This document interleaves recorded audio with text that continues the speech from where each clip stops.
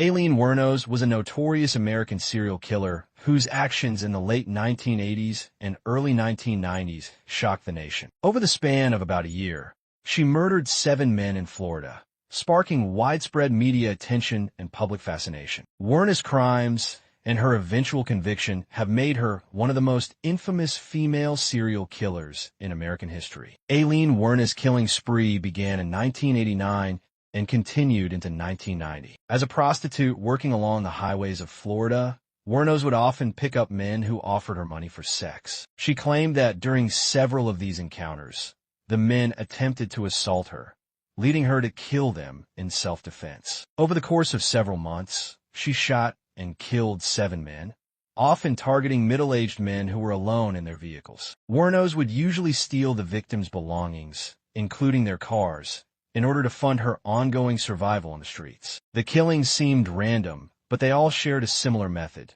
She shot the victims at close range, typically in the chest or head. Wuornos' defense for the murders was that she was acting in self-defense, claiming that the men she killed had either attempted to rape her or had done so in the past. Her lawyer argued that her violent past and experiences of sexual abuse during her childhood and teenage years led to a heightened fear of being assaulted again. Wuornos herself maintained that the killings were not premeditated, but were instead impulsive reactions to her fear of being victimized. However, the evidence suggested that Wuornos had carefully planned some of the killings. In at least one instance, she was seen disposing of evidence after the murder. Additionally, the fact that she continued killing over a period of several months without showing signs of remorse raised questions about whether self-defense was her true motivation. Wuornos' killing spree eventually came to an end in January 1991 when she was arrested after being implicated in the murder of her final victim,